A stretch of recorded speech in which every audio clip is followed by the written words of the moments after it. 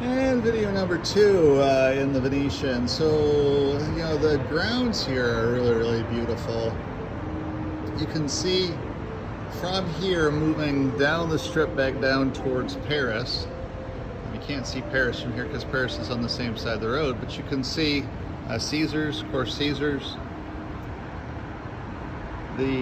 Across the street is the Mirage.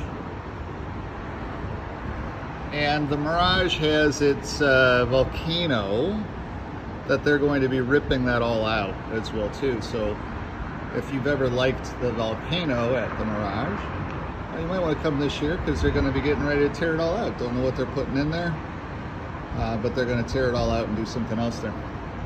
And of course I'm looking down into the gondola ride area. Now the gondola rides have changed here at Venice as well too. They're a lot shorter rides. They sing one song to you and then you're pretty much done. They turn around and go back.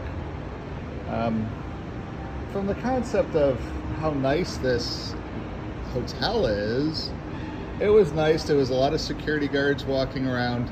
It's just this is a little different end of the strip.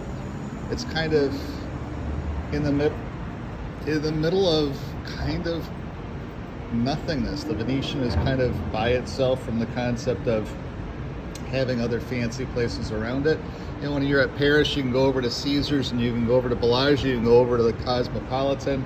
Pretty easy from a commute perspective. But then here at the Venetian, there's the Mirage across the street, there's the Flamingo, but that's why there's a little bit more of a homeless population down here on this side. And then if you go to my right, or the right of the screen, you get down into the Wynn and the Trump, which is again just more upscale hotels and gaming areas. So at the end of the day, the Venetian kind of sits, I'm going to call it, kind of sits by itself. And that's why there's just a little bit more homeless population. You can see people are starting to mill around. People are starting to wake up, go for their morning coffees, morning walks. It's not as hot here now, but it's going to be a scorcher of a day as well too. And that's a little bit of more view of the Venetian from my perspective. I mean, it's nice. The alfrescoes and all of that stuff are pretty cool. The architecture is pretty neat. But I don't know. I'm kind of partial to Caesars and the Bellagio just because they tend to be, I don't know, more stylish and less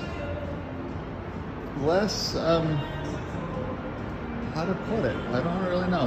Less dirty, I guess.